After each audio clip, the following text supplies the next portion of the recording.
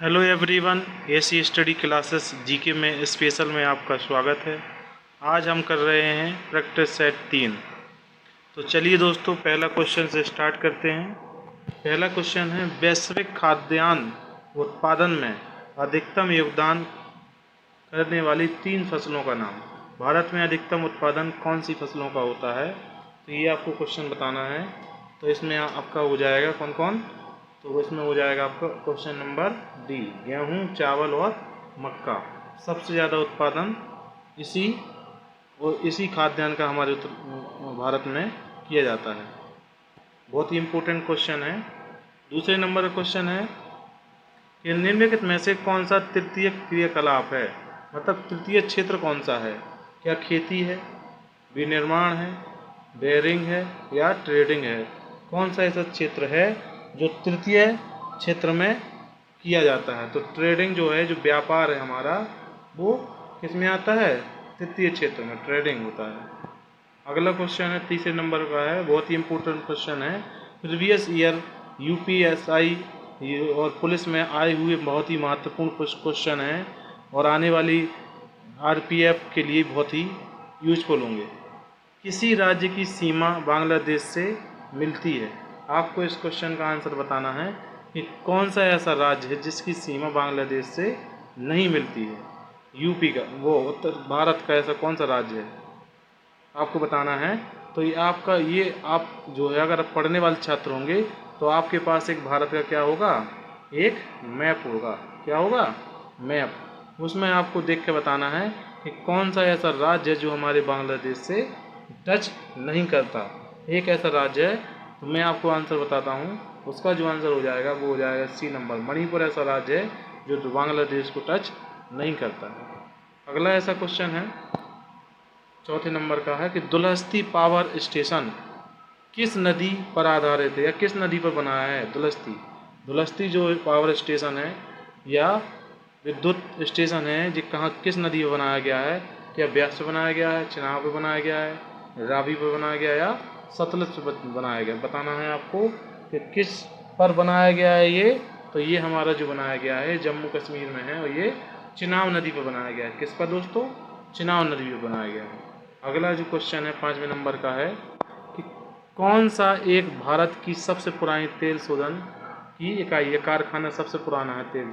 क्या हल्दिया है, डिगबोई है, कोयली है या मथुरा है। तो सबसे पुराना है वो है डिगबोई, जो कहाँ पर है, जो असम में है। कहाँ पर दोस्तों, जो कहाँ पर है, असम में है। अगला क्वेश्चन है, बहुत ही इम्पोर्टेंट क्वेश्चन है, बहुत पूछा जाता है। चिपको आंदोलन संबंधित है, ये तो हमें बताना ही है। साथ साथ ये भी जानना है कि चिपको आंदोलन कहाँ से और कब चला था। तो चिपको आंदोलन जो है, जो 1973 से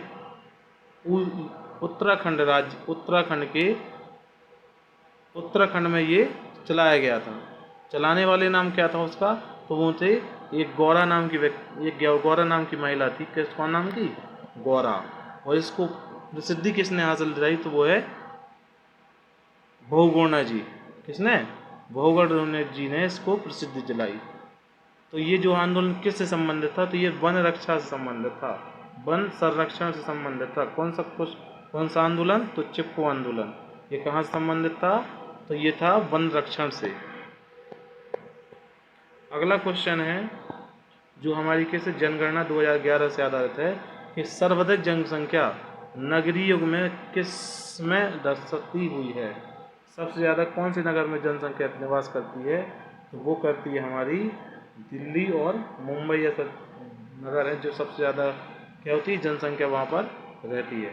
अगला जो 8 नंबर क्वेश्चन है, वो बताना है आपको कि राष्ट्रीय कृषि अनुसंधान, बहुत आता है ये क्वेश्चन पूछा जाता है, अकादमी कहाँ पर अवस्थित है। क्या बेंगलुरु में है, हैदराबाद में है, कोलकाता में या नई दिल्ली में है। इसका आंसर आपको बताना है कि कहाँ पर अनुसंधान प्रबंधन कृषि अनुसंधान जो अकेडमी है वो अवस्थित है। तो ये हमारी कहाँ पर हो जाएगी, तो ये हमारा है हैदराबाद में। कहाँ पर दोस्तों, हैदराबाद में ये हमारी वन अनुसंधान कृषि अनुसंधान परिषद अकादमी अवस्थित है। अगला जो आपको क्वेश्चन बताना है वो बताना है यूडीपी क्या है। यूडीपी है क्या, तो यूडीपी जो है कनेक्शन रहित प्रोटोकॉल है। इसका जो सही आंसर हो जाएगा वो हो जाएगा कनेक्शन रहित प्रोटोकॉल। अगला क्वेश्चन है 10वें नंबर का, आपको बताना है कि सूचना प्रौद्योगिकी अधिनियम 2000 के अंतर्गत हैकिंग से अभिप्रायत है। बहुत इंपॉर्टेंट है, जो साइबर क्राइम संबंधित है, बहुत चर्चा में रहता है। ऐसे क्वेश्चन हमेशा पुलिस, यूपी पुलिस में पूछे जाते हैं। आपको बताना है कि सूचना प्रौद्योगिकी अधिनियम 2000 के अंतर्गत हैकिंग क्या है। तो हैकिंग है कि दूसरे व्यक्ति, इसका जो आंसर हो जाए उससे पहला ही हो जाएगा कि दूसरे व्यक्ति के कंप्यूटर में तंत्र में एकत्र सूचना को जानबूझकर शायद से समाप्त करना। ये क्या हो जाएगा, ये इसका आंसर हो जाएगा, हैकिंग कहलाता है। अगला जो क्वेश्चन है वो है 11वें नंबर का कि कौटिल्य द्वारा रचित प्रसिद्ध पुस्तक कौन सी है। तो कौटिल्य जो द्वारा है वो चाणक्य या कौटिल्य एक ही नाम है, उसके द्वारा जो रचित पुस्तक है वो कौन सी है। तो मैं आपको बता दूं कि इसका जो आंसर हो जाएगा ए, अर्थशास्त्र जो है कौटिल्य के द्वारा लिखी गई है। अगला क्वेश्चन है कि डेविस कप का संबंध किस खेल से है। डेविस कप का संबंध किस खेल से है। ये बिल्कुल एक्यूरेट यूपी एग्जाम कांस्टेबल से ही रिलेटेड है, और आने वाले जितने भी पुलिस से संबंधित जो वैकेंसी आएंगे उस सब में ऐसे ही क्वेश्चन ज़्यादातर पूछे जाएंगे।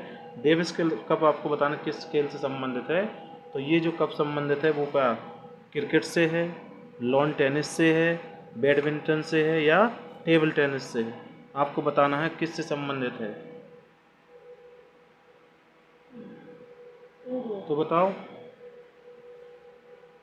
इसका जो सही आंसर हो जाएगा वो हो जाएगा जो हमारा लॉन टेनिस से संबंध है। किससे दोस्तों, लॉन टेनिस से। अगला क्वेश्चन है कि प्रसिद्ध विकासवादी चार्ल्स डार्विन, कौन दोस्तों, चार्ल्स डार्विन, इसके बारे में आपने इंटर पढ़ा होगा कि अपनी किस पुस्तक में अपने सिद्धांत का प्रतिपादन किया है उन्होंने।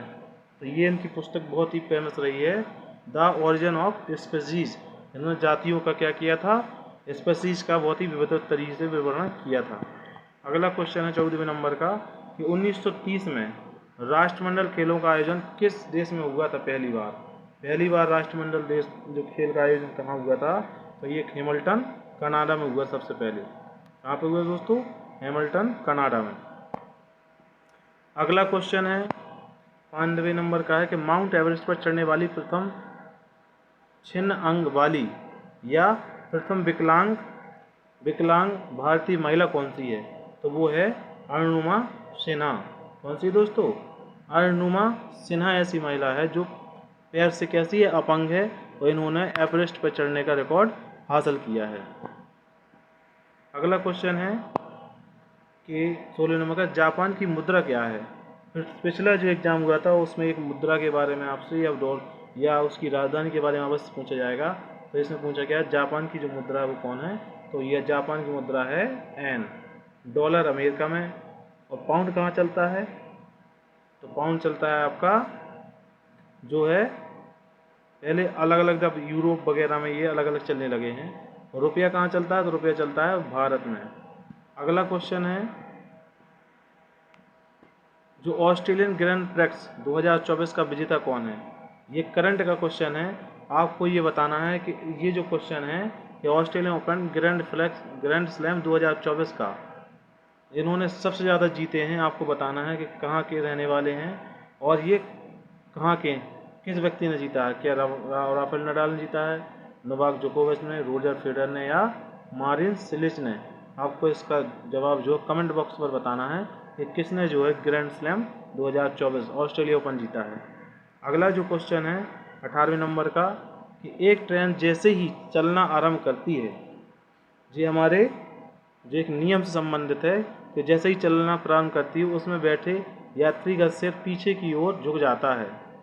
इस कारण क्या है इसका। तो इसका जो कारण है क्या स्थित जड़त्व है, गति के जड़त्व है, जड़त्व आघूर्ण है या द्रव्यमान संरक्षण है। आपको इसका आंसर बताना है।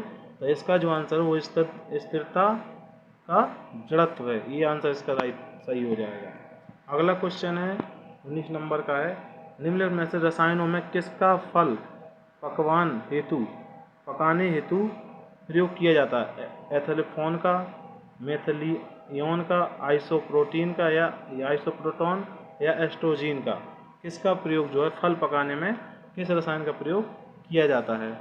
तो ये जो किया जाता है एथिफॉन का प्रयोग किया जाता है। इसका दोस्तों ये हो जाएगा ए नंबर, इसका जो सही हो जाएगा वो हो जाएगा ए। अगला क्वेश्चन है 20वें नंबर का है। 20वें नंबर का क्वेश्चन है, आपको आंसर बताना है कि निम्नलिखित में से किस एक को खुश गैस या हार्श गैस कहते हैं, जिसको सूंघने के बाद आदमी को हमेशा हंसी आती रहती है। तो आपको बताना है कौन सी ऐसी गैस है जो से व्यक्ति को हमेशा खुशी रहने का एक महसूस होती है। वो होती कौन सी गैस है ये? क्या मेथेन है, नाइट्रिक ऑक्साइड है, नाइट्रस ऑक्साइड है, ओजोन है? तो ये हमारे इसका जो आंसर हो जाएगा वो हो जाएगा सी नंबर, नाइट्रस ऑक्साइड जो ऐसी गैस है जो हार्श गैस के नाम से जाना जाता है। अगला क्वेश्चन है 2000, अगला जो क्वेश्चन है वो है 21। असहयोग आंदोलन के दौरान विदेशी वस्त्रों के जलाए जाने पर किसने महात्मा गांधी को लिखा था कि यह निष्ठुर बर्बादी है? ये किस कथन है, ये किसने कहा था कि जो हम असहयोग आंदोलन में जब विदेश द्वारा विदेशी वस्त्र जलाए जा रहे थे तो एक शब्द कहा गया था निष्ठुर बर्बादी है। तो ये कहा गया था, इसका जो आंसर हो जाएगा वो हो जाएगा बी, रविंद्रनाथ टैगोर जी द्वारा ये कहा गया था गांधी जी को। अगला क्वेश्चन है 22 नंबर का, वह अमेरिकी पत्रकार कौन सा था जो महात्मा गांधी के भारत छोड़ो आंदोलन के दौरान के साथ था? बहुत बार पूछा गया है ये क्वेश्चन, मोस्ट इम्पोर्टेंट क्वेश्चन है। तो ये जो पत्रकार था वो थे, जिसका जो आंसर हो जाएगा वो हो जाएगा 20 नंबर का लुईस फिशर। कौन से दोस्तों? Lewis Fisher. अगला क्वेश्चन है 23वें नंबर का, उस भारतीय का क्या नाम था जिन्होंने तीनों गोलमेज सम्मेलन में भाग लिया था? गोलमेज सम्मेलन कब से स्टार्ट हुए थे? तो ये हुए थे 1930 से, 30, 31 और 32। इन तीनों गोलमेज सम्मेलन में डॉक्टर BR अम्बेडकर जी ने क्या किया था? भाग लिया था। और गांधी जी ने किस में भाग लिया था? गांधी जी ने द्वितीय गोलमेज सम्मेलन 1931 में भाग लिया था। अगला जो क्वेश्चन है वो हो जाएगा 24 नंबर का, ब्रिटिश भारत की राजधानी का कलकत्ता से दिल्ली स्थानांतरण करने के काल में किसके काल में हुआ था? तो ये हुआ था 1911 में जो हस्तांतरण हुआ था। तो उस टाइम भारत की गवर्नर जनरल कौन थे या किसके काल में हुआ था? तो ये हुआ था हमारे, किसका हुआ था? तो लॉर्ड हार्डिंग द्वितीय के समय में जो कलकत्ता से दिल्ली राजधानी हस्तांतरित या शिफ्ट की गई थी। अगला क्वेश्चन है 25 नंबर का, भारतीय संविधान में मूल अधिकारों का विचार बहुत ही इंपॉर्टेंट क्वेश्चन मोस्ट, कि मूल अधिकार का विचार सबसे पहले कहाँ से लिया गया है? तो ये जो क्वेश्चन है ये हमेशा पता होना चाहिए हमको। ये जो लिया गया है वो लिया गया है डी नंबर, इसका सही हो जाएगा, अमेरिका के संविधान से मूल अधिकारों का विचार लिया गया है। अगला क्वेश्चन है 26 नंबर का, आपको बताना है कि मनरेगा कार्यक्रम निम्नलिखित में से किस भारतीय संविधान के अनुच्छेद को लागू करने हेतु लाया गया है? मतलब अनुच्छेद में ये मनरेगा को रखा गया है। कौन सा अनुच्छेद है वो? तो अनुच्छेद जो हो जाएगा वो हो जाएगा 43 अनुच्छेद है जिसमें मनरेगा को रखा गया है। अगला क्वेश्चन है, और ये हमारे इस टॉपिक का या ये प्रैक्टिस सेट का लास्ट क्वेश्चन है। ऐसे ही प्रश्न आपको जस्ट हूबहू UPSI UP कांस्टेबल में आपको ऐसे ही प्रश्न मिलेंगे। उत्तर प्रदेश सरकार द्वारा प्रथम उत्तर प्रदेश दिवस किस तिथि को मनाया गया था? ये आपको सर्च करना है और खोजना है कि कब मनाया गया था। मैं आपको बता भी चुका हूँ, और ये पता भी होना चाहिए कि उत्तर प्रदेश सरकार द्वारा 24 जनवरी को और 2018 को पहली बार ये दिवस मनाया गया था।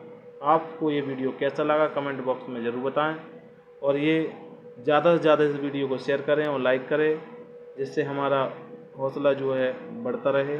और कमेंट बॉक्स पे ज़रूर बताएं कि आपको ये वीडियो कैसा लगा। ऐसे ही वीडियो पाने के लिए हमारे चैनल को सब्सक्राइब एवं लाइक करें। धन्यवाद।